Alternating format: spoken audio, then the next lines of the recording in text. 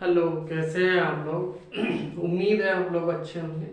तो welcome to Gangwar method. तो आज हम क्या करेंगे, कल हम लोगों ने प्रश्नावली 1.5 की थी। तो आज हम नेक्स्ट उसी के आगे क्वेश्चंस करेंगे। क्वेश्चन नंबर 2 देखेंगे। क्वेश्चन नंबर 2 ये कह रहा है कि निम्नलिखित व्यंजकों में से प्रत्येक व्यंजक को सरल कीजिए। तो पहला वाला क्वेश्चन ये है, प्रश्नावली 1.5 क्वेश्चन जो दिया गया है वो ये कह रहा है, देखो निम्नलिखित व्यंजनों को क्या करना है, सॉल्व करना है। तो पहला जो व्यंजक हमें दिया गया है वो क्या कह रहा है, क्वेश्चन नंबर 2 का फर्स्ट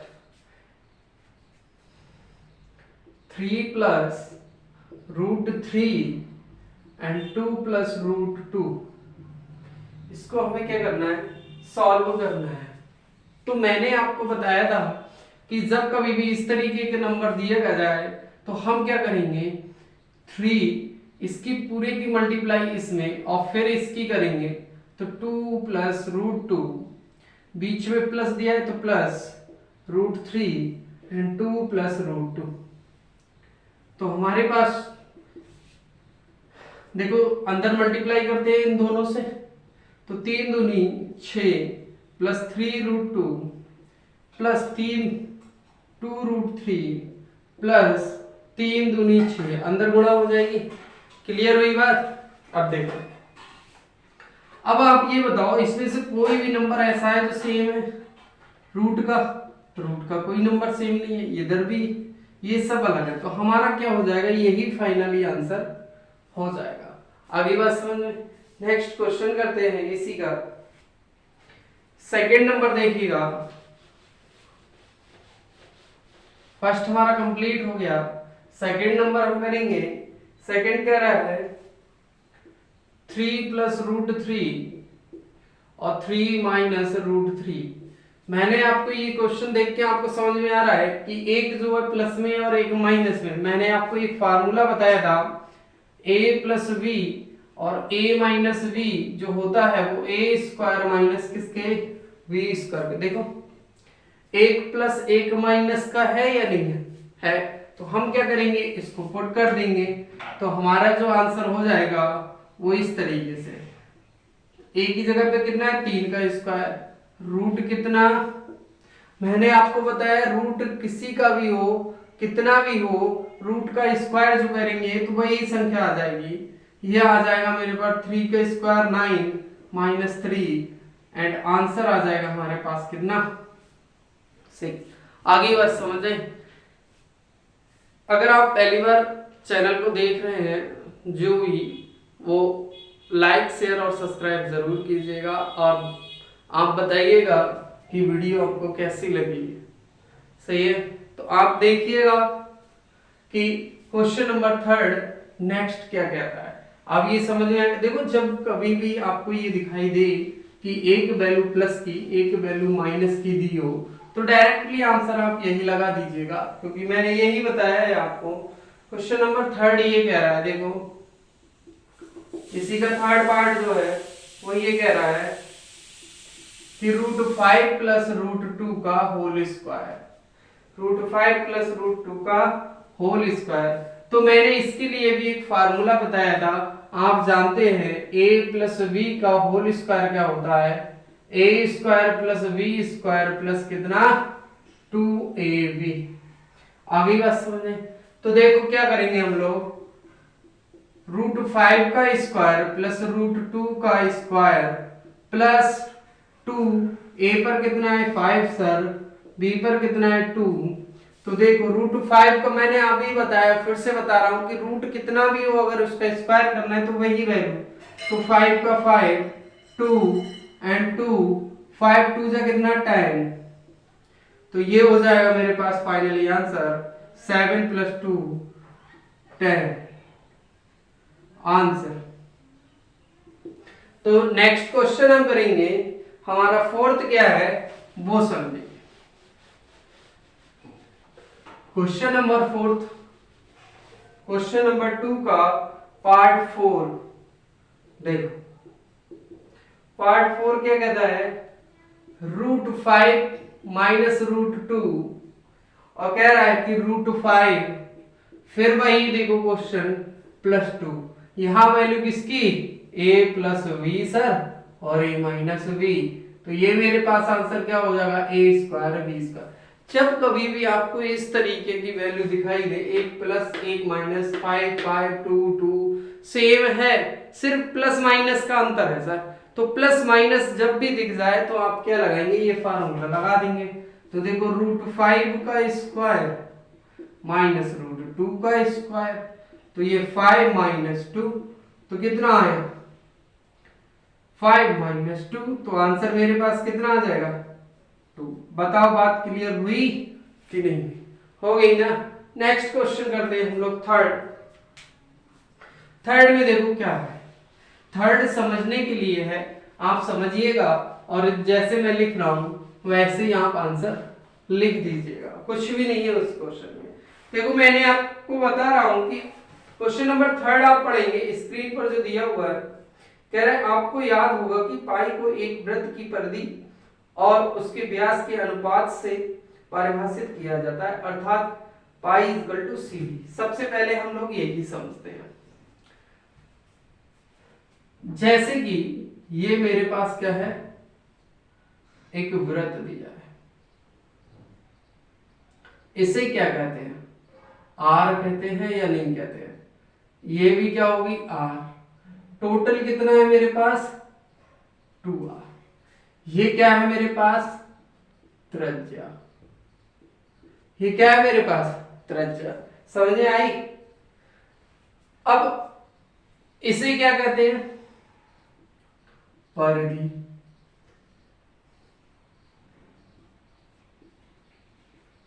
और ये त्रिज्या। अब आपसे ये कह रहा है, क्वेश्चंस को पढ़िएगा, ये तथ्य का अंतर विरोध करता है कि प्रतीत होता है कि पाई अपरिमेय है, इस अंतर विरोध का निराकरण आप किस प्रकार करेंगे। तो ध्यान से सुनो मेरी बात को, हम जानते हैं, ध्यान से सुनना कि 2r इक्वल टू कितना होता है d, और d क्या होता है मेरे पास व्यास होता है, सही है। 2r जो इक्वल होता है किसके होता है, d के इक्वल होता है नहीं होता है, और d जो होता है वो कितना होता है व्यास। अब आप ये बताओ, जो मैंने ये कहा, अब आप ये बताओ कि जो परिधि है c है, परिधि c, उसे हम क्या करते हैं, परिधि जो फार्मूला होता है 2πr होता है, 2πr होता है, तो मैं कह दूंगा अगर c को 2r पाई लिखूं तो सही रहेगा। 2r की वैल्यू मैंने कितनी बताई d, तो c equal to d pi, तो बताओ c upon d equal to pi आया, बताओ c अपॉन d कितना आया पाई, और इसमें ये कह रहा है पाई क्या है होता है एक अपरिमेय, तो c अपॉन d की फॉर्म में कैसे आ गया, इसी को समझना है, सही है। कैसे, अब ध्यान से सुनो, मैंने ये बात बताई वो आपको ये दिखा दी कि पाई की वैल्यू c अपॉन d होती है, सही है। अब ध्यान से सुनना, परिमेय संख्या की बात अगर हम कहते हैं तो ये बताओ परिमेय संख्या क्या होती है, उसके पॉइंट लिखता हूं मैं। परिमेय संख्या क्या होती है, देखो सबसे पहली बात तो पॉइंट p अपॉन q की फॉर्म में हो तब वह क्या होगी, परिमेय संख्या होगी। नंबर 2 पे देखो क्या होता है, p और q क्या होना चाहिए, p तथा q जो दोनों दिए गए हैं, p तथा q क्या होना चाहिए, पूर्णांक होने चाहिए। क्या होना चाहिए, पूर्णांक होना चाहिए। थर्ड पे क्या होता है मेरे पास, थर्ड पे होता है q इज नॉट 0, q क्या होना चाहिए, 0 नहीं होना चाहिए। ये 3 कंडीशन है, यहां पर दिया है कि हाँ तीनों कंडीशन फुलफिल हो गई, मगर बात यहां पे अटक जाती है कि पूर्णांक होना चाहिए। अब ध्यान से सुनो मेरी बात, अब मैं इसका आंसर लिख रहा हूं, मुझे दिया गया है, मैं कह सकता हूं अतः पाई इक्वल टू कितना दिया है सी डी। कितना दिया है भाई? C upon D. ये बताओ इतना दिया गया। अब ध्यान से सुनो मेरी बात को। पाई इजकल टू जो मुझे दिया गया है वो मुझे दिया गया है C और D। अब जो C है या परिधि है, जब कभी भी हम नापते हैं, सिर्फ समझने वाली बात है, ऐसा नहीं है। जब हम अगर इस परिधि को नापे तो ये एग्जैक्ट वैल्यू कभी नहीं देता है कि पॉइंटों के डॉट डॉट पॉइंटों में दे दे। हम स्केल में जितना हमें दे दिया है उतनी मान लेते हैं। परिधि की जो वैल्यू होती है, किसी की भी परिधि अगर सही है तो अगर हम उसको सही से नापे तो उसकी वैल्यू पॉइंट के बाद कई अंकों में चली जाती है। पॉइंट के बाद कई अंकों में चली जाती है। मतलब यहां कह सकता हूं, यहां पर C, यहां पर C क्या होगी? का मान हमेशा अपरिमेय होगा। अरे कोई भी वैल्यू पॉइंट के बाद लिखती चली जाए तो वो संख्या क्या होती हैं? अपरिमेय होती हैं। सीधी सी बात है। यहां पर C का मान हमेशा अपरिमेय होगा। और अब बताओ, जब C अपरिमेय है, मेरे पास अपरिमेय है, तो किसी भी संख्या को अगर मैं डिवाइड करूं, किसी भी संख्या को अगर मैं डिवाइड करूं अपरिमेय, तो मेरा आंसर क्या आता था? अपरिमेय। सही है। तो याद रखना, ये जो है मैंने आपको सिद्ध करके दिखा दिया कि ये जो है तो क्या होगा? C अपॉन D, जिसके कारण किसके कारण? इसके कारण कि C का मान हमेशा क्या होता है? अपरिमेय। C अपॉन D, जिसके कारण अपरिमेय होगा। आगे बात समझ,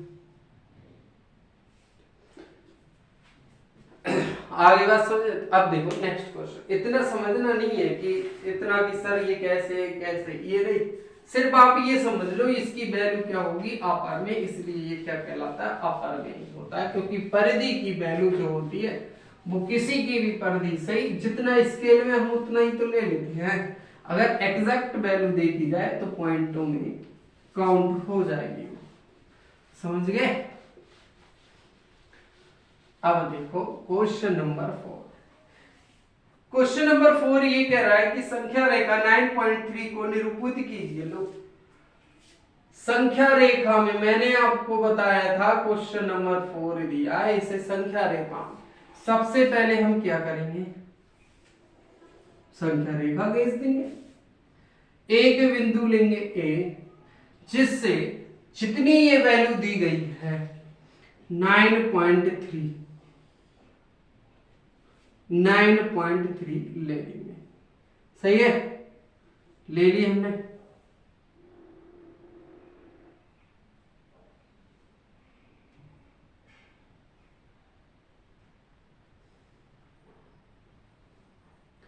ये वैल्यू हमने कहा था यहां तक 9.3। फिर ये बिंदु मेरे पास क्या हो गया B। फिर मैंने कहा आपको 1 सेंटीमीटर 100% हर क्वेश्चन में लेनी पड़ेगी एक्स्ट्रा। फिर मैंने कहा A और C का क्या करेंगे? R तक कर दिया मैंने। मुझे पॉइंट मिल गया यहां पर, क्या मिल गया? O मैंने लिख दिया।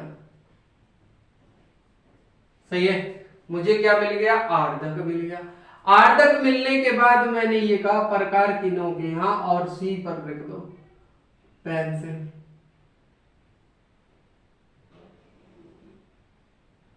सही है, इस तरीके से मैंने क्या खींच लिया? एक अर्धवृत्त खींच लिया। जैसे ही अर्धवृत्त खींचूंगा, इसके बाद मैं क्या करूंगा? एक स्केल लूंगा और इस पर 90 डिग्री एंगल बना लूंगा। ये क्या हो गया? 90। जहां काटा यहां काटा। सही है। फिर मैं क्या करूंगा? स्केल से इतनी दूरी नाप के फिर प्रकार से नापूंगा इस तरीके से और एक चाप लगा दूंगा डॉट डॉट। ये बिंदु मुझे मिल गया डी और ये बिंदु मुझे मिल गया ई। वर्ष इतना ही करना होता और ये वैल्यू हो जाएगी 9.3 हो जाएगी ये वैल्यू। बस इतना काम करना है आपको। जो वैल्यू दी है वो 1 सेंटीमीटर एक्स्ट्रा, इसका आर्धक किया, सेंटर पता किया, सेंटर पता करने अर्धवृत्त खींच लिया। अर्धवृत्त खींचने के बाद जो पॉइंट बी दिया है जिसकी दूरी है कितनी 9.3, वहां से एक लंब खींचेंगे और ये देखो 90 मिल जाएगा। यहाँ जो काटेगा वही दूरी हम प्रकार में लेके डॉट डॉट एक लाइन खींचेंगे, जहां पर गई वही बिंदु 9.3 हो जाएगा। ये संख्या रेखा में इस तरीके से निरूपित करते हैं। अगला देखो, इसका लास्ट क्वेश्चन है, इस एक्सरसाइज का लास्ट क्वेश्चन है, तो ध्यान से सुनेंगे। देखो क्वेश्चन नंबर 5 क्या कहता है। क्वेश्चन नंबर 5 ये कह रहा है कि निम्नलिखित के हरों का परिमेयकरण करना है। लो एग्जाम्पल में बताया था ये बात तो मैंने। क्वेश्चन नंबर 5 कह रहा है हर का परिमेयकरण कर दो भाई। तो हर किसी हर का परिमेयकरण करना। पहला देखो 1 कितना √7।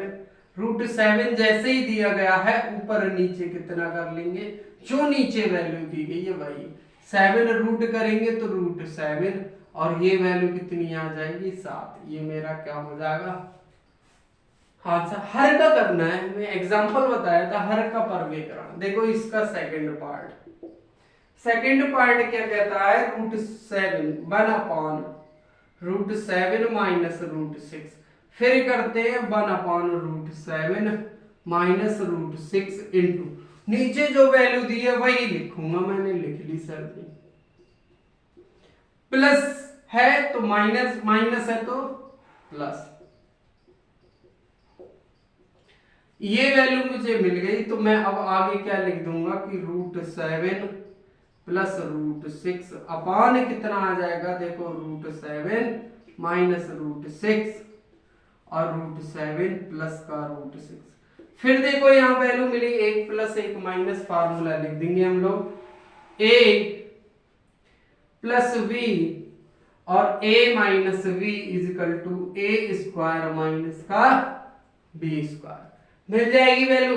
तो मैं इसको सॉल्व करूंगा तो मेरे पास ये आ जाएगा। देखो इधर कर दे रहा हूं ना, नीचे दिखाई ना दे, ध्यान से सुनो। ये वैल्यू आ गई √7 प्लस √6 अपान कितना आ जाएगा, √7 का स्क्वायर माइनस √6 का स्क्वायर। 3 वैल्यू आ जाएगी। देखो अगला देखो √7 प्लस √6 अपान कितना हो जाएगा 7 माइनस 6। तो √7 प्लस √6 अपान कितना 1, ये आंसर हो जाएगा। आगे बात समझे, क्लियर। अब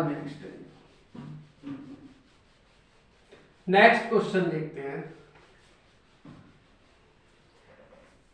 थर्ड पार्ट क्या कह रहा है इसका।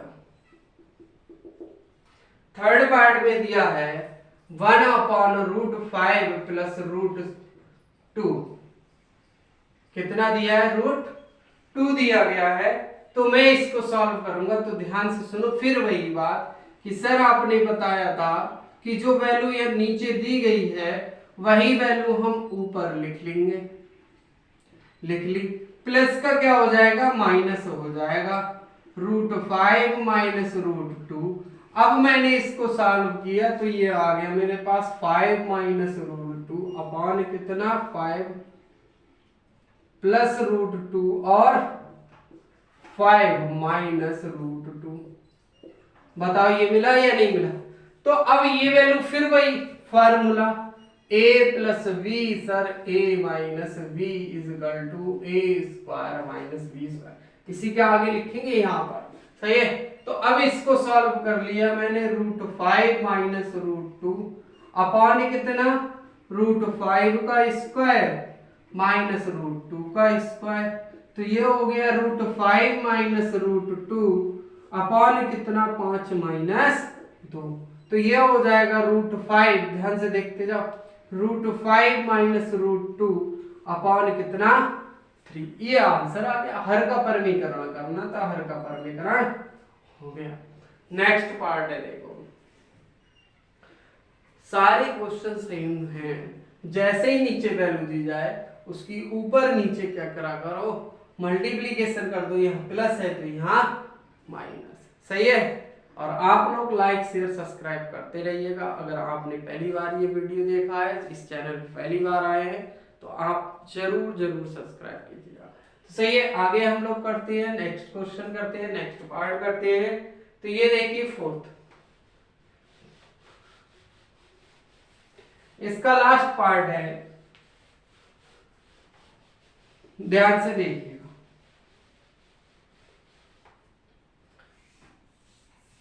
कह रहे हैं 1/√7 -2, तो मेरे पास वैल्यू आ जाएगी √7 - 2। ऊपर क्या करूंगा, √7 प्लस आ जाएगा भाई, क्या आ जाएगा, प्लस आ जाएगा। ध्यान से सुनो, प्लस आ जाएगा।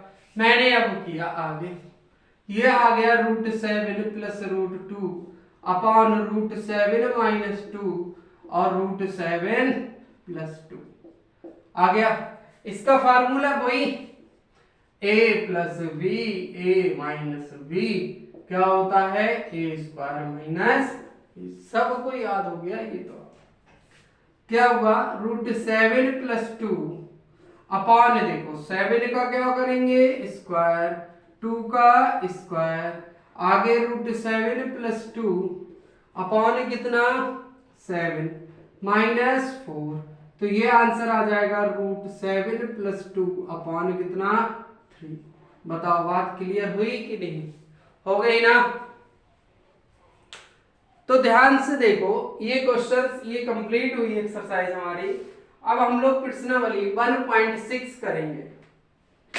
अब हम लोग क्या करेंगे, प्रश्नावली 1.6 करेंगे नेक्स्ट डे। आज इतना ही, ये कंप्लीट हुई एक्सरसाइज। फिर हम नेक्स्ट एक्सरसाइज करेंगे 1.6 और इसके एग्जांपल्स करेंगे, जो भी एग्जांपल्स हैं, और इसके बारे में हम समझेंगे। सही है, पूरी एक्सरसाइज खत्म हो जाएगी, ये चैप्टर हमारा खत्म हो जाएगा। लास्ट एक्सरसाइज बची हुई है इस चैप्टर की, और लास्ट एक्सरसाइज करने के बाद हम नेक्स्ट चैप्टर करेंगे। सही है, तो आप लोग वीडियो को लाइक शेयर और सब्सक्राइब करते रहिए। आज के लिए बस इतना।